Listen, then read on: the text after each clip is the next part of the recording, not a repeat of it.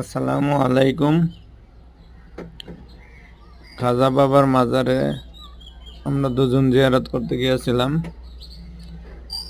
মাজারে যে এক আত্মাধিক পরিবেশ, ওইখানে যাওয়ার পর মনটা ভালো হয়ে গেছে। মনের খোরাক।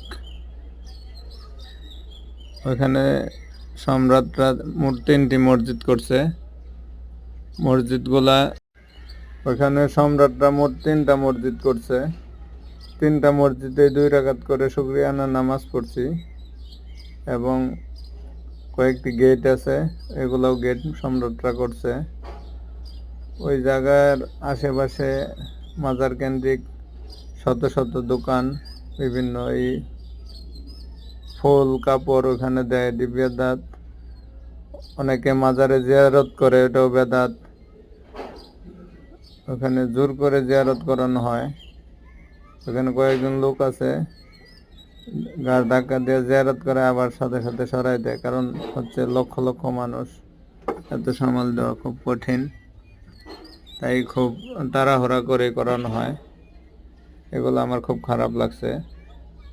আর আত্মাধিক পরিবেশ, হযরত খাজা মাইনুদ্দিন চিশতিয়া রহমাতুল্লাহ আলাই 1000 বছর আগে 90,000 মুসলমান বানাইছিলেন, 90 লক্ষ মুসলমান বানাইছিলেন। বিশাল ব্যাপার। ওই ওই এত বছর আগে 90 লক্ষ মুসলমান মানে কি এখনকার দিনে 90 কোটির সমান। কারণ তখন তো লোক কম ছিল, ঘনবসতি কম ছিল।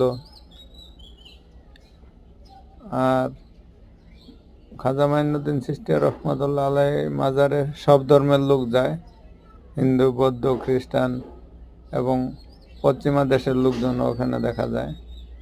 আর বিশাল বড় 2টা ডেক, একটা ডেক একটা ছোট, আর একটা ডেক একটু অনেক বড়। ওই বড় ডেকটা ওইখানে স্থাপিত থাকে। সারাদিন মানুষ চাউল ডাউল, টাকা পয়সা, সোনা দানা দেয়, আর রাত্রে রান্না করা হয়।